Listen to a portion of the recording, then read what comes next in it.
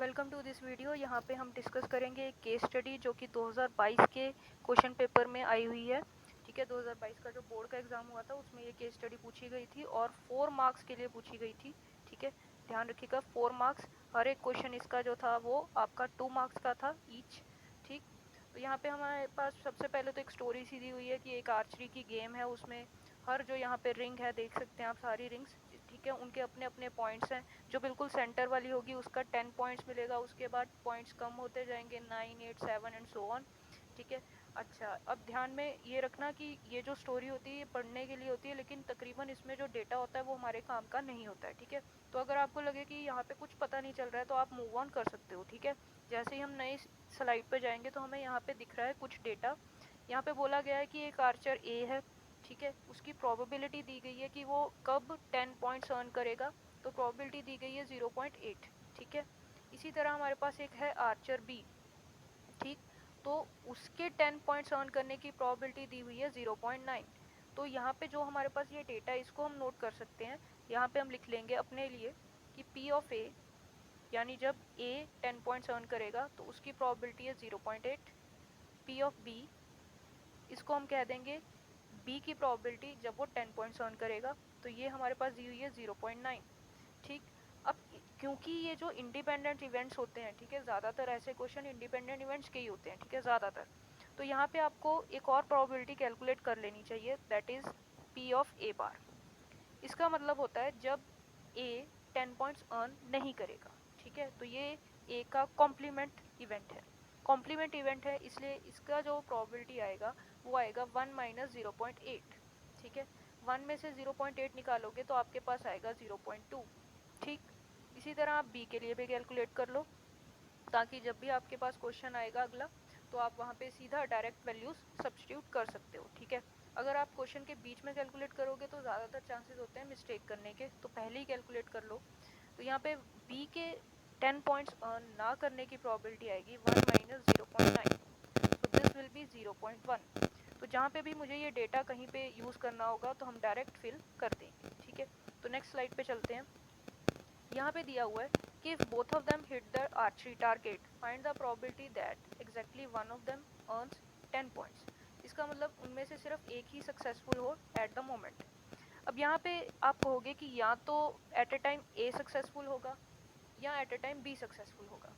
जब ए सक्सेसफुल होगा तब बी को फेल करवा देना, जब बी सक्सेसफुल होगा तब ए को फेल करवा देना। ठीक है, दैट मीन्स यहाँ पे दो केसेस बनेंगे, जब ए सक्सेसफुल है और बी फेल हो गया, और जब ए फेल हो गया और बी सक्सेसफुल हो गया। तो यहाँ पे मैंने और इसीलिए लिखा है क्योंकि या तो ये वाला केस होगा या ये वाला केस होगा। जहाँ पे भी और आ जाता है तब हम प्रोबेबिलिटी में, क्योंकि ये म्यूचुअली एक्सक्लूसिव इवेंट्स हैं, ठीक है, तो यहाँ पे हम सीधा इनकी प्रोबेबिलिटीज को प्लस कर सकते हैं। ठीक है, म्यूचुअली एक्सक्लूसिव वो चीज़ें होती हैं, वो इवेंट्स होते हैं जिनमें से एट ए टाइम सिर्फ एक ही हो सकता है, दूसरा बिल्कुल भी नहीं होगा। अब यहाँ पे ए और बी, ठीक है, ए और बी इंडिपेंडेंट है। इंडिपेंडेंट क्यों है? क्योंकि ए अपना हिट करेगा, बी अपना हिट करेगा। ठीक है, तो क्योंकि ये इंडिपेंडेंट है तो अब यहाँ पे हम इनकी इंटरसेक्शन को सिंपली मल्टीप्लाई कर सकते हैं यहाँ पे। ठीक है, यानी कि ए की प्रोबेबिलिटी और बी के ना हिट करने की प्रोबेबिलिटी बी डैश, ठीक है, प्लस यहाँ पे ए की फेल होने की प्रोबेबिलिटी और बी के सक्सेसफुल होने की प्रोबेबिलिटी। ठीक है, इनको मल्टीप्लाई कर देते हैं। तो यहाँ पे मेरे पास, जैसे मैंने पिछली जो स्लाइड थी उसमें इनकी वैल्यूज कैलकुलेट की हुई थी, तो पी ऑफ ए जैसे था मेरे पास 0.8, पी ऑफ बी था 0.9। इसी तरह इनके कॉम्प्लीमेंट की भी मैंने प्रोबेबिलिटी पहले ही कैलकुलेट कर ली थी 0.2, 0.1। ठीक है, तो यहाँ पे हम वैल्यूज पुट कर देते हैं, तो ये मेरे पास आएगा 0.8। पी बी के ना सक्सेसफुल होने की प्रोबेबिलिटी क्या थी कि जब वो 10 पॉइंट्स अर्न नहीं कर रहा है, दैट इज 0.1। और यहाँ पे ए के फेल होने की प्रोबेबिलिटी, यानी जब वो 10 पॉइंट्स अर्न नहीं करेगा, सो दिस विल बी 0.2। और बी के सक्सेसफुल होने की प्रोबेबिलिटी जब वो 10 पॉइंट्स अर्न कर लेगा, it was given to be 0.9। ठीक है, तो यहाँ पे हम वैल्यूज पुट करके, अब कैलकुलेशन ही है हमारे पास, यहाँ पे 0.08 आ जाएगा, यहाँ पे आ जाएगा 0.18। जब आप इसको प्लस करोगे so this will come out to be 0.26। ठीक है, तो ये मेरा आंसर आ गया। सिंपल कैलकुलेशन थी। ठीक है, सिंपल ही क्वेश्चन है वैसे तो, बट हाँ, आपको यहाँ पे रिकॉग्नाइज करना आना चाहिए कि इंडिपेंडेंट इवेंट्स कौन से हैं, कौन कौन से केसेस होने चाहिए, ठीक है, क्योंकि यहाँ पे तो 2 आर्चर्स थे, हो सकता है कल को 3 आर्चर्स आए, तो आप उस हिसाब से केसेस बनाओगे, ठीक। अब हम नेक्स्ट क्वेश्चन पे चलते हैं, क्योंकि ये जो क्वेश्चन था ये 2 मार्क्स का था, इसका ही एक और पार्ट है हमारे पास, बी पार्ट।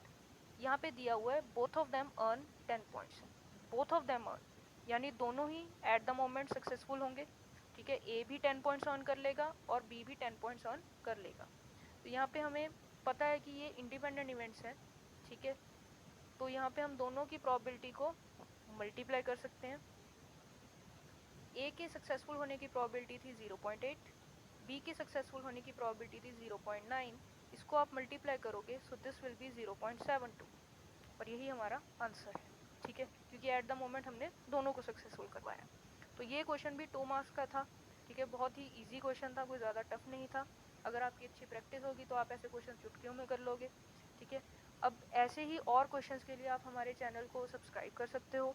अगर आपको कोई रीसेंट अपडेट्स चाहिए, कोई नए नए क्वेश्चंस चाहिए, ठीक है, क्रिएटिव क्वेश्चंस प्रैक्टिस के लिए, तो आप हमारे इंस्टाग्राम पेज को भी फॉलो कर सकते हो। इस क्लास की पीडीएफ या कोई और क्वेश्चंस की पीडीएफ के लिए आप हमें टेलीग्राम चैनल पे ज्वाइन कर सकते हो। So thank you so much.